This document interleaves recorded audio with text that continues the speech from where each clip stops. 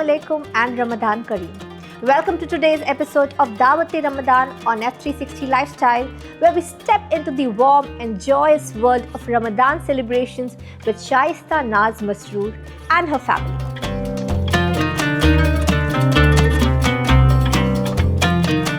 Tonight, we take you inside her home to experience a heartfelt iftar specially curated for the little ones, brimming with love, laughter, and a vibrant spread of delicious food.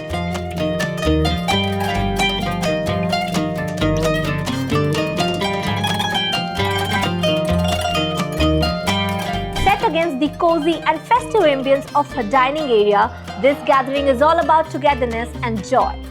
This episode captures the magic of family, the joy of sharing, and the blessings of this holy month, all under one roof. So join us as we celebrate Ramadan, family, and the delight of children's laughter in this special episode of Dawat-e-Ramadan only on F360 Lifestyle.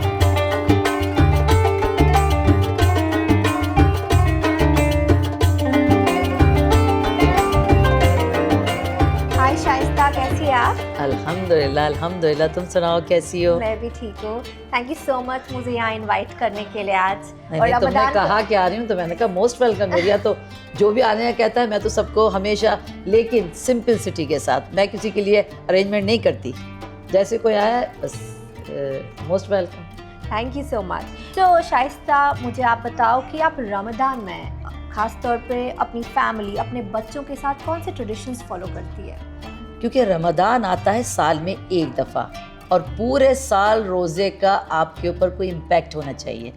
तो रमज़ान में आप रोज़े रख रहे हैं, या वो तो हम सब बड़े पता ही है, कुरान उतरा है, तो मैं बच्चों से कुरान की बातें करती हूँ। और ये छोटी छोटी चीज़ें, जैसे ये मुझे किसी ने गिफ्ट भेजा, मैंने ये रख दिया यहाँ कि देखो ये रमज़ान में लोग ऐसे गिफ्ट देते हैं। फिर वो उधर पे गिफ्ट आए हुए हैं, सारे रमज़ान के नाम के आए हुए हैं। मैंने उन्हें काट के बच्चों को उनके डिब्बों को भी काट दिया है। और ये रमज़ान की सेलिब्रेशन है, हालांकि इट्स नॉट कोई हमारा दीन का पार्ट नहीं है ये, लेकिन हम बच्चों को याद कराने के लिए ये छोटा छोटा उन्हें सामान देते हैं, लेते हैं, खेलते हैं उनके साथ। अभी पेंट किया ये रमज़ान करीम, फिर उनका पीछे चला गया, फिर रमज़ान करीम मैंने उनको उससे मार्कर से लिख के दिया, फिर उन्होंने पेंट से पुप्पो चाचा ये लिखे।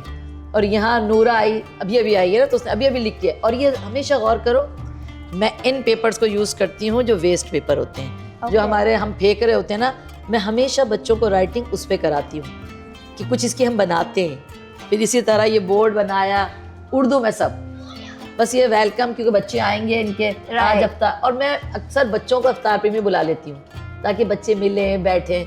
ये देखो उन्होंने अपनी ये खुद एक डिब्बा जो हम फेंक रहे थे ना, उससे ये बनाया है। नूरा, आपने मरियम का नाम लिखा ना यहाँ पे, कितना प्यारा उनका, जी मैंने प्यारा से लिखा है। और वो किसने लिखा है अभी जो लिखा था, जो कहाँ गया नूरा आपका, वो आपने क्या लिखा था? नूरा।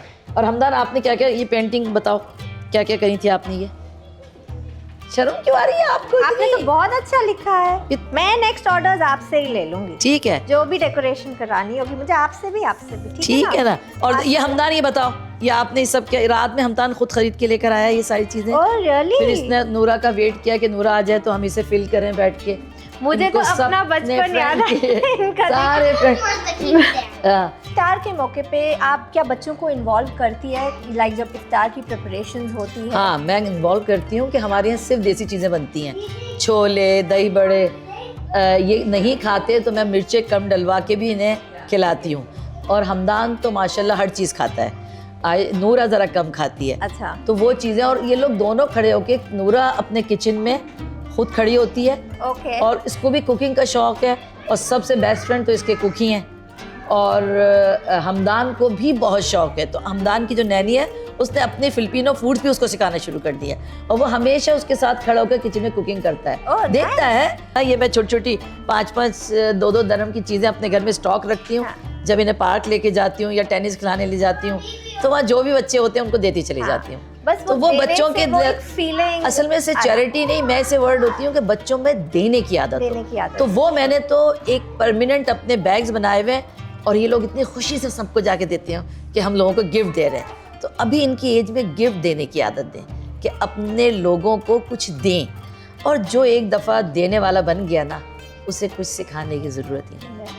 वो चैरिटी वेलफेयर खुद ब खुद करेगा। उसके अंदर वो शौक़ हमेशा याद रहेगा कि बचपन में मैं लोगों को गिफ्ट देता था तो मुझे कितनी अच्छी फीलिंग आती थी, तो आज जब मैं नीडी लोगों को दूंगा तो मेरी फीलिंग ही डिफरेंट होंगी। तो चीज़ें क्या है, आपने बच्चों से करानी है, सिखाना मेरी तो डिक्शनरी में नहीं है। तो आप मॉडर्न लाइफ और रमज़ान की ट्रेडिशंस को घर पे कैसे बैलेंस करती है? इसमें बैलेंस करने की कोई ज़रूरत ही नहीं है। हर साल रमज़ान आता है और रमज़ान में मुझे रोज़ा बहुत लगता है, तो मैं क्या करती हूँ कि रमज़ान में काम कोशिश करके स्लो कर देती हूँ। वो जो ज़रूरी काम है वो करती हूँ, और रमज़ान के बाद खाना खाने के बाद फिर आप एक्टिव हैं, फिर आप वो काम कर लें सारे। इफ्तार में कोई स्पेशलिटी जो आप हर रमज़ान बनाते वही पकोड़े। ओके हर घर में पकोड़े बनते हैं। हालांकि बहुत दफ़ा मैं तो 20 साल से कोशिश कर रही हूँ कि पकोड़े ना बनाऊँ, क्योंकि इतना ऑयल होता है। देखिए मेरी मियाँ कहते हैं बगैर पकोड़े के तो रमज़ान ही नहीं होता। बच्चे भी बहुत ज़्यादा शौक से नहीं खाते, 1-2 बच्चे खाते हैं, लेकिन मेरे मियाँ कहते हैं पकोड़े के बगैर तो रमज़ान ही नहीं है। तो हम पकोड़े बनाते हैं, वो तो हर जगह बनते हैं।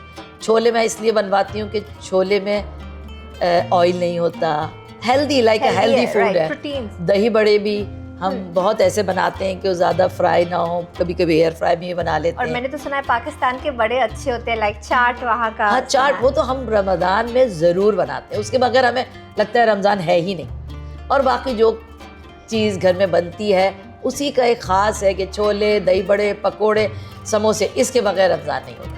जो फैमिलीज़ है, आप उनको क्या एडवाइस देगी कि वो बच्चों के साथ कैसे रमज़ान स्पेंड करें जिससे बच्चों को अच्छा भी लगे और रमज़ान की समझ भी आए और याद भी रहे। जैसे अब आप ये देखो बाहर, हाँ। ये जो बच्चे हैं ये मेरी बहुत क्लोज फ्रेंड के बच्चे हैं और मेरे बच्चों के दोस्तों के बच्चे हैं।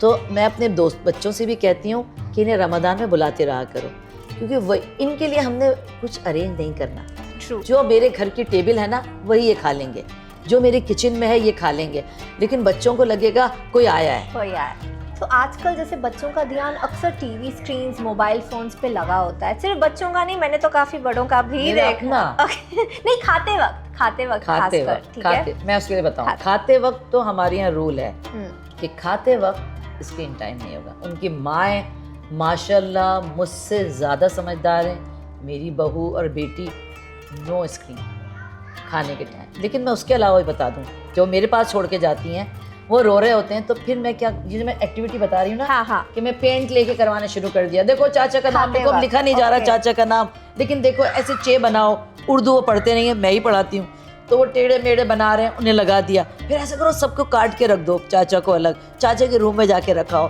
फिर लेके दादा दादी, ये मेरी नवासी आई उससे रखवाए। ये बोर्ड भी सब फेंकने वाले हैं, खुद कटिंग करती है पुरानी चीज़ें, उसमें लग गए। ये आर्ट वर्क आप अपने बच्चों को किसी बड़े के साथ लगा दो, इवन तो अपने हेल्पर्स के साथ लगा दो, तो वो स्क्रीन से थोड़ा हट जाते हैं। वैसे आपको नहीं टीवी ना देखो, आप खुद फ़ोन पे बैठे हो, हर कोई स्क्रीन टाइम ले रहा है, बच्चे को आप कैसे अलग कर सकते हैं? आपको उसे बिजी रखना है। हमने इनके लिए पेंट वर्क रखा हुआ है, एक टेबल है गंदी कर रखी है और पेंट किया है, एक कलरिंग की टेबल रखी हुई है। अगर आप एक घर में भी रहते हो ना, तो आप एक मैट खरीद लो और उसके ऊपर कभी पेंटिंग कराओ बच्चों से, कभी कलरिंग कराओ, कभी कटिंग कराओ। जितने बॉक्स फेंकने के बचे हुए हैं उन्हें कटिंग कराना, प्लास्टिक सीजर से कटिंग पे लगा दो। तो आपको थोड़ा सा माइंड लगाना होगा, टाइम देना होगा। अगर आपके पास टाइम नहीं है और बच्चों में आप इंटरेस्टेड नहीं है, तो आपके बच्चे से भी स्क्रीन टाइम लेंगे, क्योंकि अब आप नहीं रोक सकते स्क्रीन टाइम। और आप जब खुद बच्चों को अटेंशन दे, वो चीज़ बच्चों को आई थिंक याद भी रहती है। मुझे तो अगर अपनी लाइफ की कोई भी अच्छी मेमोरी, मैं कहती हूँ कोई अच्छी याद है, तो सिर्फ दादा दादी हैं, और उसके बाद नाना नानी, क्योंकि तो हम घर जाते थे ना, दादा दादी हमारे साथ रहते थे, खाना बनाने से लेके सफाई से लेके, तो वो बातें हमें जो याद आती हैं ना, वो आज तक हम नहीं भूलते। आज तक हमें उनके रखने का, बताने का, प्यार, और सबसे बड़ी चीज़ है प्यार से। मैंने भी अपने बच्चों को देखा जाए तो इतने प्यार से ब्रॉटअप नहीं किया, डांट के। ये नहीं होना चाहिए, ऐसा नहीं होना चाहिए, तुम सबसे अच्छे बनोगे, तुम सबसे अच्छे हो। ये तो मैंने हमेशा अपनी टैगलाइन रखी कि तुम सबसे अच्छे हो और तुमने सबसे अच्छे रहना है, लेकिन डांट भी साथ में। लेकिन मैं इन बच्चों को डांटती नहीं, मैं गलत करती हूँ, मैं कहती कोई बात नहीं, कल सही कर लेंगे, क्योंकि मेरे पास टाइम है, मेरे पास घर की सारी रिस्पॉन्सिबिलिटी नहीं है, बच्चों की रिस्पॉन्सिबिलिटी नहीं है, ये इनके पेरेंट्स के पास है। तो जो दादा दादी नाना नानी है ना, सबसे ज़्यादा तरबियत करने का वक्त उनका है। और आजकल दादा दादी इतने बिजी हैं, हम खुद ही फ़ोन पे हर वक्त बिजी रहते हैं। बच्चों को वो रहता है कि दादा दादी से, नाना नानी से आप स्टोरीज सुन लो, और हाँ। वो बड़ी इंटरेस्टिंग स्टोरीज, तब के टाइम की स्टोरीज एंड ऑल, तो वो चीज़ भी बच्चों को हमेशा मुझे रहता अपनी दादी की भी याद है, और हमदान को तो मैं रात में ज़रूर, जब ज़ारा मेरे पास छोड़ जाती है तो मैं इसे स्टोरी ज़रूर सुनाती हूँ। और मैं कभी से अंग्रेज़ी स्टोरी नहीं सुनाती, मैं एक लाइन अंग्रेज़ी में कहती हूँ, फिर उसे उर्दू में ट्रांसलेट करती हूँ, फिर वो कहता है ये तो स्टोरी आपने खुद बनाई है ना। अच्छा। फिर मुझे खुद बनानी होती है ना, फिर मैं एक लाइन अंग्रेज़ी में देख कहती हूँ, फिर एक लाइन उर्दू में, ताकि उन्हें आदत हो, क्योंकि इनके पेरेंट्स भी, हमारे बच्चे गोरों के स्कूल में पढ़े हैं, तो जो स्कूल होता है वही लैंग्वेज उनके साथ चलती है, फिर वो आपस में भी वही बातें करते थे। अब इन बच्चों ने तो बिल्कुल उर्दू छोड़ दी, और अब एकदम मैं जागी हूँ, तो मैंने तो अपने साथ प्रॉमिस किया है कि मुझे इनसे सिर्फ उर्दू बोलनी। बच्चे माँ बाप से ही सीखते। हाँ, वही घर पे ही सीख लेते हैं। अब ज़ारा कह रही है कि मैं कोई ट्यूशन रख दूंगी। आयशा मेरी बेटी, वो तो बिल्कुल नहीं बोलती है, लेकिन मेरा दामाद माशाल्लाह कोशिश करता है, तो मेरी बेटी भी ये कहती है मैं भी ट्यूशन रखूंगी मामा, मुझे तो आदत नहीं है बोलने की, लेकिन मेरा दामाद बोलता है। ओके। तो थोड़े बहुत लफ्ज़ मेरी नवासी बोल लेती है। हाँ। तो बच्चे लैंग्वेज से माँ बाप से सीखते हैं। ये याद रखिए, दादा दादी तरबियत नहीं कर सकते, वो आपको हेल्प आउट कर सकते हैं। तरबियत सिर्फ पेरेंट्स ही करते हैं, और माशाल्लाह आजकल के बच्चे, मुझे ऐसा लगता है कि मुझसे अच्छी तरबियत कर रहे हैं।